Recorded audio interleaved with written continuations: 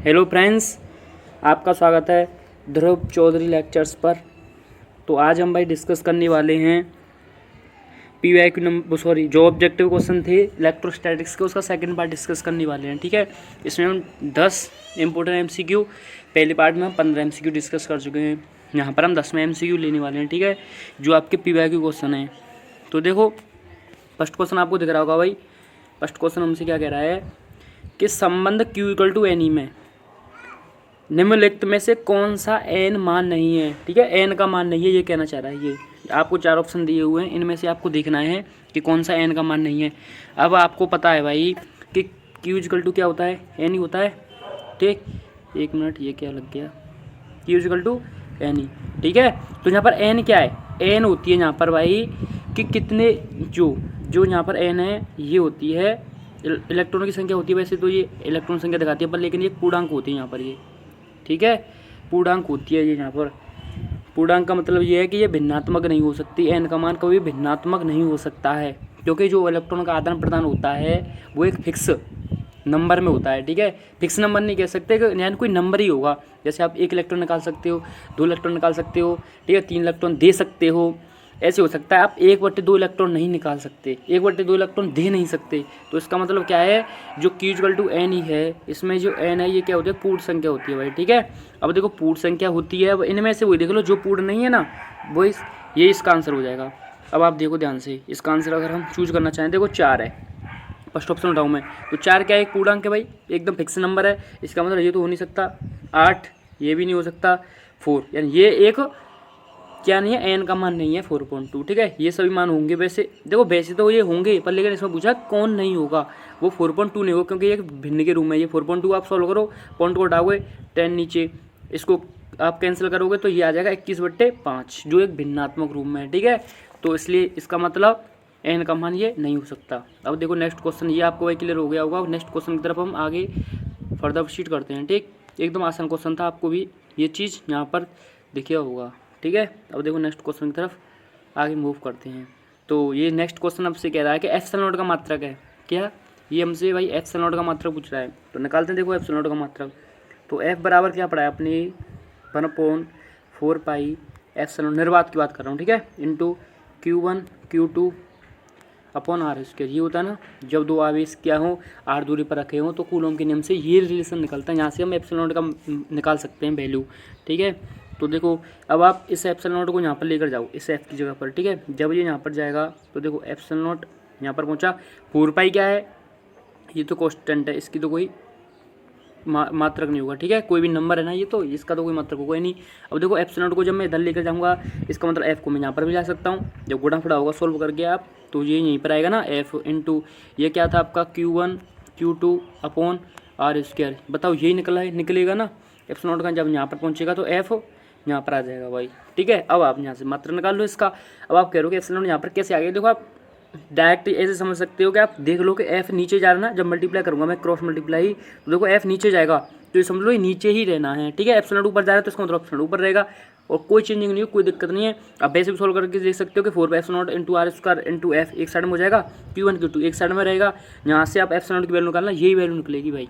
ठीक है, यही देखो, अब ऊपर क्या है आपका Q1 Q2, यानी ये आवेश है, ये भी आवेश है, दोनों आवेश है ना ये, तो इनका मात्रक क्या हो जाएगा, इनका मात्रक हो जाएगा कूलम इंटू कूलम, क्या हो जाएगा भाई, कूलम स्क्वायर हो जाएगा। ठीक, अपॉन में ना ये नीचे 4 पाई का तो कोई मात्रक नहीं होगा। बल है, बल का मात्रक न्यूटन। आर क्या है, कोई त्रिज्या है, त्रिज्या का मात्रक त्रिज्या मान लो, दूरी मान लो। ठीक है, आर क्या एक दूरी है, दोनों आवेशों के बीच दूरी, तो दूरी का मात्रक मीटर, और आर का स्क्वायर है तो इसका मतलब मीटर का स्क्वायर। तो ये मात्रक निकला आपका किसका, एप्सिलॉन नॉट का। ठीक है, कूलम स्क्वायर पर तो न्यूटन इंटू मीटर स्क्वायर, जो आपको ऑप्शन नंबर सी में दिख रहा होगा भाई। ठीक है, ये इसका राइट आंसर हो जाएगा। अब देखो नेक्स्ट क्वेश्चन की तरफ हम आगे मूव करते हैं। देखो भाई नेक्स्ट क्वेश्चन। ठीक, क्वेश्चन नंबर ये आपका 18। ठीक, इसमें कह रहा है कि विद्युत क्षेत्र में आवेशित कण पर लगने वाला बल का मान होता है। आवेशित कण पर बल में लगने वाला, तो विद्युत क्षेत्र में कोई आवेशित कण हो तो उस पर लगने वाले बल का मान क्या होता है, एफ इक्वल टू क्यू ही होता है ना। अब यहाँ से अगर आप ये समझ लो कि ई इक्वल टू क्या होता है, F1 क्यू होता है, कि जब किसी विद्युत क्षेत्र में कोई आवेश, जैसे मान लो ये कोई आवेश है क्यू, ठीक है, स्रोत आवेश मानते हैं ना वैसे हम इसे, स्रोत आवेश ने क्या कोई एक विद्युत क्षेत्र उत्पन्न किया अपना भाई खुद, ठीक है। कोई भी आवेश है वो क्या करता है, अपना विद्युत क्षेत्र उत्पन्न करता है, ठीक है। अब इसमें को अगर मैं कोई दूसरा आवेश लेकर जाऊँ, यानी मान लो मैंने परिष्ठ आवेश को मैं इधर लेकर जाऊँगा, तो जो आवेश है ना, ये आवेश का जो विद्युत क्षेत्र है इस परिक्षण आवेश पर एक बल लगाएगा, ठीक है। उस बल का यह एक विद्युत क्षेत्र उत्पन्न करेगा, जिसका फॉर्मूला होता है E=F/Q0। Q0 से परिक्षण आवेश लिया तो Q0, ठीक। Q0 से यहाँ से आप F निकालोगे, तो F जब यहाँ से निकालोगे आप ये ऐसे, ठीक, तो क्या होगा, जब आप यहाँ से निकालोगे तो ये ऐसे मल्टीप्लाई होगा, ठीक है। तो E का मल्टीप्लाई Q0 के साथ हो जाएगा और F का वैल्यू निकल आएगा यहाँ से, F का मल्टीप्लाई 1 के साथ होगा तो F=Q0 × E आ जाएगा ना 6। अब देख लो आप, अब Q0 हो या Q हो, ठीक है, वो हमारे ऊपर है कि हम परिक्षण आवेश ले रहे हैं या कोई आवेश ले रहे हैं, ठीक। अब देखो ये ऑप्शन में क्या QE यही है ना, बताओ, Q/E नहीं हो सकता, ठीक, E/Q ये भी नहीं, रूट में नहीं, ये होगा राइट आंसर आपका ऑप्शन नंबर फर्स्ट, ठीक है, QE। नेक्स्ट क्वेश्चन की तरफ मूव करते हैं भाई। तो देखो नेक्स्ट क्वेश्चन क्या कह रहा है, किसी माध्यम की आपेक्षिक वैद्युशीलता, यानी इसको क्या कहते हैं हम, इसको वैद्युशीलता यानी ε0r, इसे नोट करते हैं ना हम इसको, ठीक। अगर इसकी मैं वैद्युशीलता, इसका क्या पूछ रहा है, किसी माध्यम की वैद्युशीलता होती है, इसका मतलब ये फॉर्मूला निकलवा चाह रहा है सिंपल।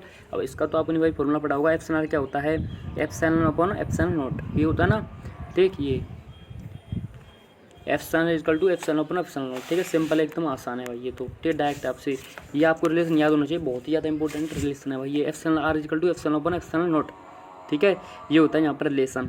अब देखो यहाँ पर जो ये क्या है, ये आपकी आपेक्षिक वैद्युशीलता है, ये क्या है, निर्वात की वैद्युशीलता, ये किसी माध्यम की वैद्युशीलता है, ठीक है, ये है यहाँ पर।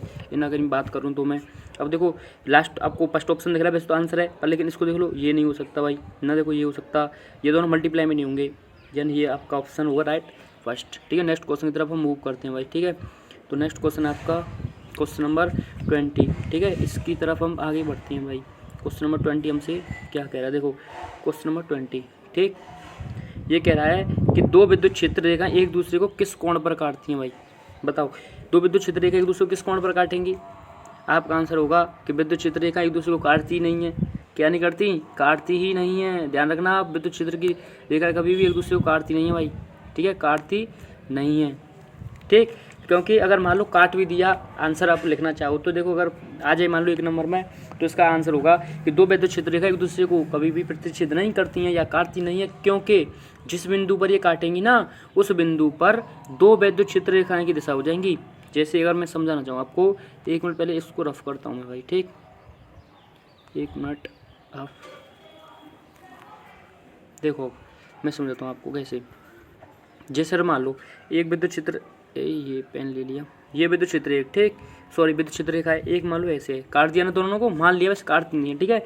अब मान लो, अब आपको क्या करना है कि आपको पता है कि किसी भी जो भी हमारे पास विद्युत क्षेत्र रेखा, अगर उस पर मुझे विद्युत क्षेत्र की दिशा ज्ञात करनी है, क्या करूँगा मैं, उस पर एक स्पर्शरेखा खींच दूंगा, वो अब क्या हुई, उस पर एक विद्युत क्षेत्र की दिशा होगी, जिस पर मैं एक स्पर्शरेखा खींचूंगा ना, जिस बिंदु पर, जिस भी विद्युत रेखा पर जिस भी बिंदु पर खींचूंगा और जिस दिशा में विद्युत क्षेत्र, जो मैं एक स्पर्शरेखा खींचूंगा जिसकी दिशा होगी, जो भी मैं खींच रहा हूँ स्पर्शरेखा की जो दिशा होगी वही विद्युत क्षेत्र की दिशा होगी, ठीक है। तो इस पॉइंट पर हम देखें विद्युत क्षेत्र दिशा, तो देखो इस पर मैं विद्युत क्षेत्र की स्पर्शरेखा खींचूंगा तो वो ऐसे आएगी, इस पर खींचूंगा तो ऐसे आएगी।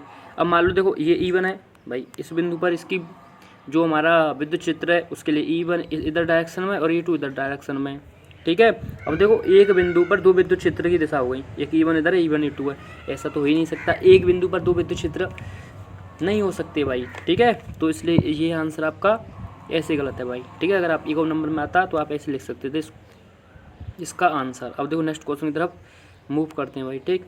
तो क्वेश्चन नंबर 6 की तरफ आगे बढ़ते हैं। तो देखो ये विद्युत क्षेत्र की विमा है। अब देखो विद्युत क्षेत्र की विमा वैसे तो आपको पता होगा, अभी हमने एक रिलेशन निकाला था, E= क्या था, F/Q, ठीक है। आपको याद करने की कोई ज़रूरत नहीं, विमा ध्यान रखना, यहाँ से आप निकाल सकते हो इसकी विमा।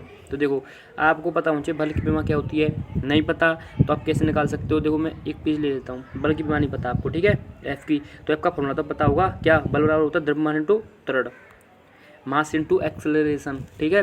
अब द्रव्यमान की तो भाई सबको पता होती है, द्रव्यमान तो यही खुद में एक विमा है, ठीक है, स्टार्टिंग यही है। तो द्रव्यमान की विमा क्या हो जाएगी, m हो जाएगी ना, ठीक। ठीक, मास से नोट करते ना, वैसे ये समुद्र द्रव्यमान को मास से तो m से नोट कर दिया। इससे लंबाई होती तो l से करते हैं, तो l से नोट कर देते हैं उसे विमा में। अब देखो एक्सेलरेशन है, अब आपको एक्सेलरेशन की वजह से डायरेक्ट पता हो तो अच्छा ही है, क्योंकि LT-2 होती है इसकी, ठीक है। अब वैसे अगर नहीं पता ना तो आप कैसे निकाल सकते हो, त्वरण बराबर वेग परिवर्तन बट्टे समय, वहाँ से आपको वेग परिवर्तन की पता होनी चाहिए, ठीक है। ऐसे आप जा सकते हो और आगे वैसे फॉर्मूला लिख देता हूँ मैं खाली, ठीक है। ये बराबर होता है वेग परिवर्तन अपॉन समय, ठीक है। अब वेग परिवर्तन की वैसे होती है LT-1 ये, और इसकी क्या हो जाएगी, समय की t हो जाएगी। t को आप ऊपर लेकर जाओगे तो LT-2 आ जाएगी। इसकी विमा कितनी आ गई, एक्सेलरेशन की, त्वरण की LT-2 आ गई, ठीक है। ये होता है। अब इसकी देखो द्रव्यमान की m, इसकी कितनी आई है L2-2। रुको मैं यहाँ पर तो थोड़ा सा नेक्स्ट पेज देखो, F=ma, द्रव्यमान की क्या थी m से, ये क्या थी LT-2। अब देखो यहाँ से बल की वहाँ कितनी आ गई m, ये l, ये -T-2, ये हो गई। बताओ बल की विमा ऐसे निकाल लिया हमने, ठीक है। ऐसे तोड़ते जाओ आप, ऐसे निकाल लोगे भाई, ठीक है, सिंपल है एकदम। अब देखो यहाँ से बल की विमा अभी निकाली थी हमने, क्या आई थी mL-T-2 आवेश का फॉर्मूला क्या होता है, Q=I2 होता है कि वो नहीं, बताओ। ये धारा खुद में एक भाई विमा है, ठीक है। आई क्या है, विद्युत धारा को हम आई से नोट करते हैं, ठीक है, जिसकी विमा क्या होती है एम्पियर, ठीक है। ये यानी ये खुद फंडामेंटल जो हमारी फंडामेंटल क्वांटिटी होती है ना, फंडामेंटल जो हमारी राशि होती हैं उन्हीं में आती है ये विद्युत धारा, ठीक है। 7 होती है, आपको पता होगा भाई। अब देखो समय t, समय ना इसकी क्या हो जाएगी विमा, t हो जाएगी, ठीक है। समय भी खुद में एक फंडामेंटल है, ठीक। तो ये a हो गई, ये t हो गई, क्या आएगी यहाँ से, q की विमा कितनी आ गई AT, ठीक है। Q=IT, धारा की a, समय की t आ गया AT, ठीक है। तो इस अपॉन AT ये हो गया ना।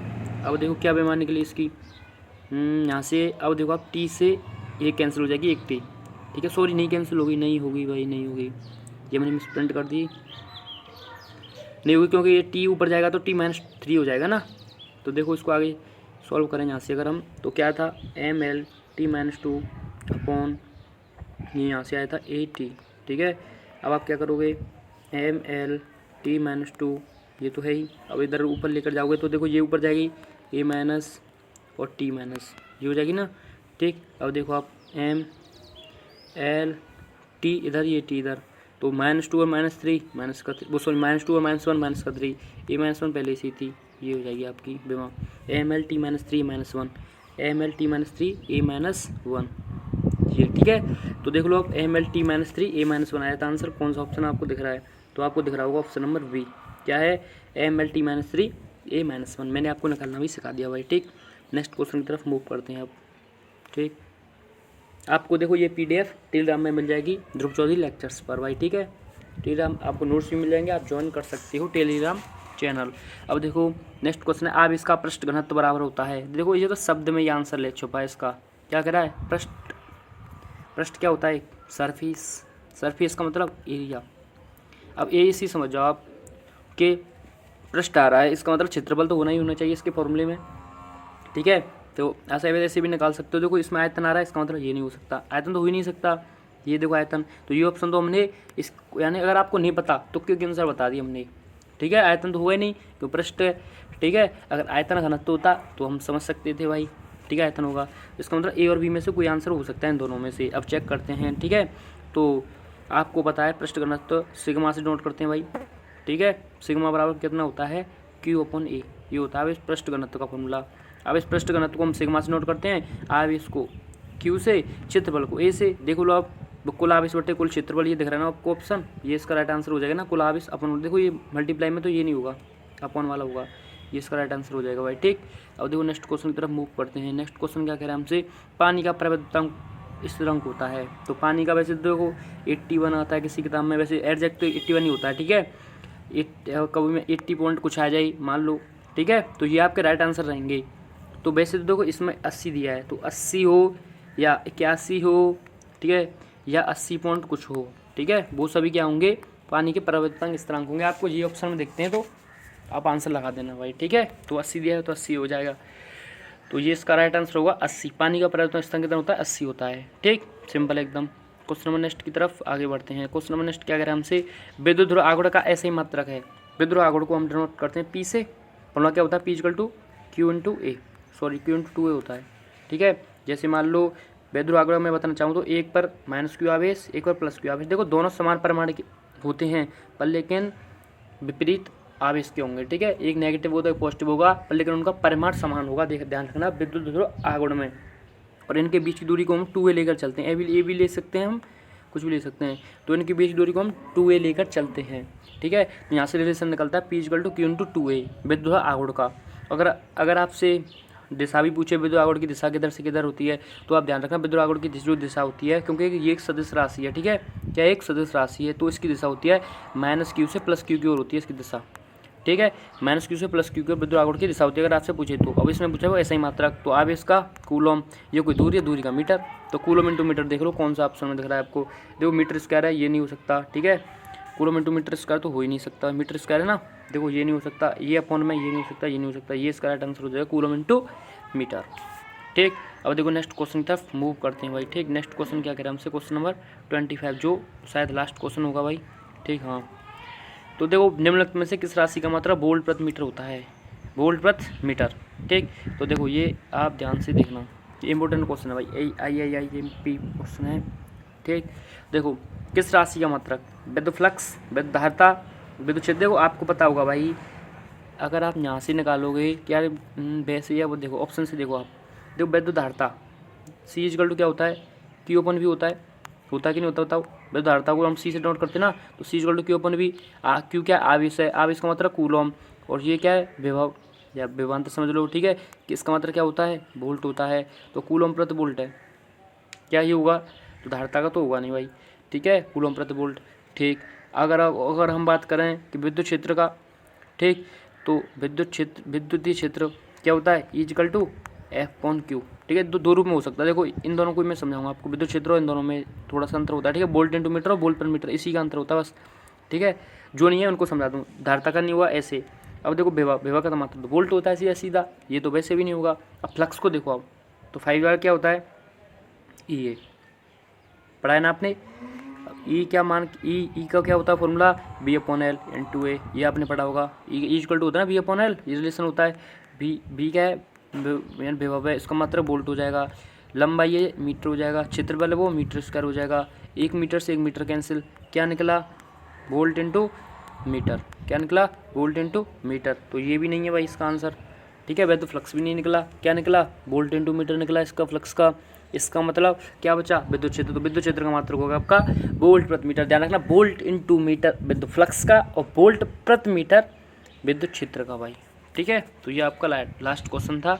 और नेक्स्ट ये आपका भाई, थैंक्स फॉर वाचिंग। ठीक है, वीडियो देखने के लिए तहे दिल से धन्यवाद। बस भाई आपसे एक ही रिक्वेस्ट है, लाइक सब्सक्राइब एंड शेयर। भाई आप शेयर नहीं करते हो तो please like subscribe and share, क्योंकि मैं आपके लिए ऐसे ही क्वेश्चन लाता रहूँगा, इंपॉर्टेंट क्वेश्चन।